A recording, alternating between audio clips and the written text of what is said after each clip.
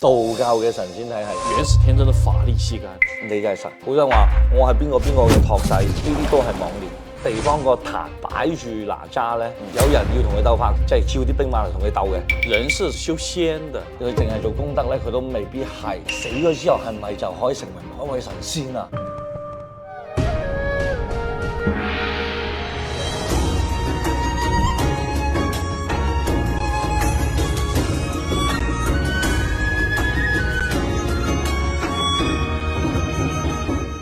如果你想快一步咧，學習玄學啊，同埋一啲叫做道法術器嘅知識啊，了解自己，幫助自己身邊牽掛嘅人咧，咁就可以加翻我哋嘅 WhatsApp 報名上堂，福生無量。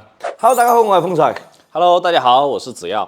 師兄啊，過年呢有幾部春節檔的電影，我不知道你有沒有看？一部都冇。你沒看沒關係嘛，因為有一部電影叫《封神2》。它講的就是《封神演義》裏面道家神仙的一個故事。上映以後，大家對他的這個，比方說醜化道家的這個通天教主的這個形象啊，強行加入這個鄧嬋玉和激發的這個愛情戲啊，對於這樣的一些可能有辱道家歷史的一些人物的形象，你怎麼看？嗱，其實咧喺歷史嘅長路裏邊咧，好多嘅小説咧都係貶低過成個道教神仙系統㗎嚇。咁啊，你見到啦，《封神》裏邊有包括《西遊記》裏邊有哪吒㗎嘛，係咪先？哪吒嘅老豆係李靖啊，李靖係佛教。托塔天王啊，李靖係佛教㗎。係啊，跟住哪吒係道教㗎。有一個係好錯誤嘅 remix 嚟㗎。天蓬你知啦，係咪？對，天蓬元帥。係啊，你一定諗到個豬㗎，係咪先？一個天蓬，但是他好像也是那個天兵天將的首領吧？係，天蓬亦都係一個戰鬥力非常之強，守住北天門，跟住北帝嘅一個咁強戰鬥力嘅，變咗好似你咁樣嘅鹹濕佬，你話幾慘啊！我話封神啦、哪吒啦，有個好犀利嘅嘢喎，元始天尊嘅能量係可以俾人吸晒走嘅喎。殷郊把元始天尊的法力氣概，咪係咯，原始一係有乜可能啊？佢無窮無盡噶嘛，無極生態極無限噶嘛，所以咧兩個體系咧就唔同啦，同埋佢哋將神仙咧都矮化咗嘅。咁我哋首先同大家去科普一下道教嘅神仙體系先嚇。好啊。道教最高咧，大家都知啦，去到任何嘅宮觀啦，最高級嘅宮殿咧，其實就係擺住我哋嘅三清嘅。元始天尊、靈寶天尊、道德天尊嚇，喺佢哋所掌管嘅所有嘅事情裏邊咧，佢唔需要親自落手落腳去做，咁咧佢就交俾一位好大嘅人物去做啦。咁啊年初九大家都去拜嘅，昊天玉皇大帝啦。咁我哋而家見到個道館啦，最後邊個殿係三清咧，其實主殿咧基本上係玉皇嘅，因為佢管我哋嘅人間之事啊，管我哋嘅善惡啊，叫做赦罪天尊啦，咁啊好重要嘅。跟住再下邊咧，四御。南極長生啊、北極啊、紫微啊呢啲各種各樣嘅大帝喺度負責緊嘅事情咧，就係四御去做嘅。咁我哋呢個係一層一層一層啊，四御啊、五宮啊，各方面嘅嘢都有。即係話呢一個咧，等於係一個行政機構啦。咁啊對應嘅要去有人去做嘢噶嘛。咁有個部門啦，叫雷部。雷部係啦，雷部裏邊嘅神將咧，我哋就知道九星玄雷星普化天尊啦，然之後下邊有趙公榮財神啦、王靈官啦，係啊，各種各樣嘅元帥去對應做唔同嘅事情嘅，包括地嘅事情有人做，天嘅事情有人做，你要請財啊，都有個趙公明幫人做。趙公明財神係啦，跟住呢一啲神仙下邊咧叫做比較出名嘅人啊，得道上去做嘅一啲神仙嘅，譬如話我哋講嘅八仙啦，張天師啦、許天師啦、殺天師啦。各天師啦，呢啲都係好重要嘅。除咗呢啲之外咧，仲有地下嘅一批神仙。即係地府嘅。係啦，閻王啦。閻王。係啊，我哋嘅東嶽啊，仲有牛頭馬面判官啦，佢哋都係管住唔同嘅地方嘅，所以天地人佢係有住一個非常之嚴謹嘅體系，見到3600位神仙各司其職，管唔同嘅嘢嘅。好，那我们刚才聊到的这个《封神榜》嘛，我们的剧情里面可以看到去世的这个，比方说朝廷命官，文太师，他死后了就被封為了這個九天應元雷神普化天尊。不是說之前說是修成了神仙嗎？怎麼他是死後被任命呢 ？OK 啦，嗱呢個問題問得非常之好啦。嗱，好多人嚟跟嚟我學道咧，佢都俾呢個《封神榜》嘅呢樣嘢所誤會咗。佢話：我依家跟你修啊，咁我死咗之後係咪就可以成為某一位神仙啊？哇！我嗰陣時就真係想衝口而出，你咪睇《封神榜》睇多咗啊？咁有乜可？係啊，有乜可能？我話我呢一世我都唔知我能唔能夠下一世過得更加好，你仲諗住直接可以飛升啊？咁我覺得呢啲就係影視劇對大家嘅誤解啦。咁咧，所有嘅神仙並唔係被任命被委派嘅，而係通過個人嘅修為修行，跟住到咗嗰個節點，你能夠匹配得到嗰個天嘅某一世，能夠真真正正悟得到呢個天俾我哋嘅任務之餘，我能夠將呢個任務踐行，融入咗去神仙應該有嘅一個職責嘅時候，你就與個天合埋咗一齊，咁你其實就係可以飛升啦。咁而唔係你死後，唔係㗎，真真正正嘅神仙係喺呢一度已經修成咗㗎啦。就不是說你死了以後，別人去把你任命的，是你自己修行。想講一樣嘢咧，乜嘢係神？你就係神。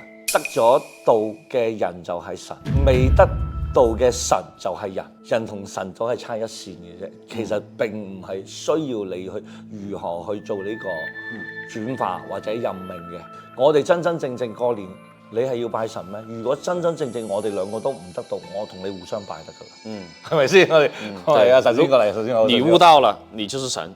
呢個先真真正正係對神嘅一個比較強意識嘅定義。如果我哋係認為你有某些任務你就係神，你都係錯嘅。好多人話我係邊個嘅託世，呢啲都係妄念。咁佢哋可能俾啲小説啊，俾任何嘢，冇錯，洗腦嘅，或者就係佢嘅呢種參親痴造成嘅一個魔念嚟嘅。其實《封神榜》或者《封神演義》係俾咗好多人一種魔念，令到佢哋充滿咗各種嘅暗爽。我係咪就係咁咧？事實上唔係，就自己在代入嘛，係啦 ，YY 啊等等之類的。冇錯。其實這個裡面也之前聽有一些這個學者講過，人人都有佛性嘛。係，然後人是這個未來的佛嘛，係，你頓悟了以後，你也可以成佛，冇錯，跟你剛才講的這個一樣。全部因為大道係自揀嘅啫，冇咁難只不過你大家冇辦法去接受呢樣嘢啫。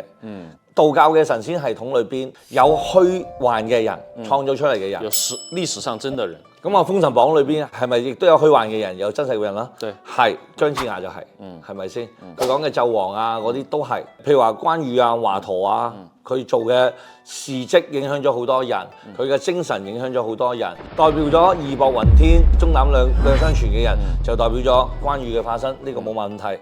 咁咧到咗後期嘅時候，有啲人話點解孫悟空都會變成神嘅？佢唔係一個完全創作出嚟嘅人嚟嘅咩？後世有一啲人嘅性格或者佢嘅行為同大聖差唔多，匹配係啦，所以將呢種精神共成咗一種神，所以咧道教嘅神仙系統係咁樣而嚟嘅。所以剛才師兄講的一個點，我們希望它存在的一個精神，係，所以我把它賦予了一種神仙的形象，冇錯，讓它進行一些故事的演繹。我想問一個問題給師兄，如果讓你出演《封神榜》，你演什麼樣的角色？你想？如果我做紂王咧，咁我就唔會助紂為虐啦。咁呢個商咧就唔會荒淫無度啦，係啊，我唔會俾周文王出嚟咁啊，我就有64卦啊嘛，係咪先？有冇可能俾佢出嚟啊？我就唔係文王卦，係周王卦嚟㗎啦。所以呢個成個歷史就會改變啦。基於了剛才的這個分析嘛，有真有假。那師兄有沒有一些特別想為大家去分享的一些這個真實存在的道教歷史上的一些人物，他的一些精神和故事？後世好多人去拜祭嘅或者去理解嘅哪吒啦，呢啲都係道教上面嘅一啲神仙啦。哪吒咧，我同你講，你見到邊一個地方個壇擺住哪吒咧，係要鬥法嘅。啊？為什麼？哪吒係三太子，係啊，攞去打嘅。幾時有人要同佢鬥法，即係召啲兵馬嚟同佢鬥嘅？那我也見到有些壇，他擺孫悟空，是不是一樣的？都能打，但係鬥法嘅話咧，以哪吒顯得比較勁啲。哎，师兄啊，刚才你讲的这个神仙的体系，其實我有一些疑問喎。係，因為我之前聽別人講呢，人是修仙的，沒有修神的。係啊，八仙都係8個人啫嘛，人係先修成仙啱嘅。咁啊，同埋以前咧，最早期咧，仙家根本唔喺天界。仙家喺邊度啊？山不在高。有仙則靈。係啦，所以仙人就係喺山度，所以個神仙嘅仙字，就係一個單人旁加一個山，加個山字，係啦。咁佢先收到呢一度先，咁已經比我哋人高噶啦喎。任何嘅神仙離唔開3樣嘢嘅，首先係佢嘅功德先，做過幾多嘢先。第二個咧，佢離唔開一種法術嘅。冇咁樣嘅法，佢淨係做功德咧，佢都未必係。咁啊，第3個咧，同埋佢自己嘅一個日常嘅一個修持修為，好似關聖咁啦。一開始其實佢都係先去到仙呢個級別嘅啫。咁但係咧，佢慢慢做嘅嘢越嚟越多，影響嘅群體越嚟越大。原先可能就係一小撮打仗嘅人，跟住後尾影響到所有講義氣嘅人。咁咧一擺出一個關聖帝君咧，義字當頭啦，就喺呢度啦。咁佢去到融入咗我哋骨子裏嘅所有文化精神嘅呢一種，就叫神，同我哋精神一樣，都係叫神。從仙到神的這一步，它是成為了一個符號。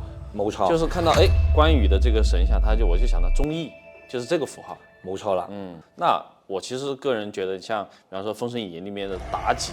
我覺得是應該是狐仙吧，因為他在有這個自己的法力啊，像你說的，他可以魅惑啊，甚至於讓紂王起死回生啊，包括像申公豹，他也是這樣的一個動物來修行的。那能不能跟我們大家去講一講他這樣的一個過程？狐仙最早期咧都係民間嘅動物嚟㗎啦，咁啊慢慢通過佢嘅修為啦，通過佢嘅一啲事蹟啦，上咗山，成為咗仙，直到咗宋朝。歷劫咗咁多嘅問題之後，去咗天師府度修，最後做咗咁多功德，都係俾人哋賜封為咗一個仙家。但係佢未必係去到神，因為佢冇辦法有一種叫做精神符號嘅存在俾到大家。不過任何一個人，只要你努力去做翻你嘅功德嘅話，有一日可能你都可以到達呢個狀態。我哋道家嚟講咧，係包容所有嘅人，只要你喺呢度嘅一員，你已經係喺個道生出嚟㗎啦。只不過咧，你由於不斷咁樣去分拆自己，形成咗我哋自己嘅個體。我哋最終要回復嘅狀態係與道合一嘅。咁當你能夠認知到自己能夠去到呢個狀態之後，揾到自己嘅路徑，不斷咁去修嘅話咧，每一個人都能夠可以有一個階梯成為神仙。好啦，當然啦，好多嘅神仙有好多嘅故事，每一個神仙都有佢自己各種各樣唔同嘅法門同埋法術。紫微大帝有佢嘅手訣，我成日都偷偷地做噶啦。天蓬亦都有佢嘅好犀利嘅咒，咁佢遺傳落嚟咧，係俾我哋去喺人間過我哋更加好嘅生活嘅。這裡就插播一條這個信息啦。那我們的朋友們可以關注和這個添加我們的這個 WhatsApp 的一個賬號，然後找我們的助理去留言，去報名我們的課程，或者說跟我們去做一個交流和討論。好，我們本期的節目時間又到了，我們下期節目時間再見。福生無量天尊，福生無量天尊。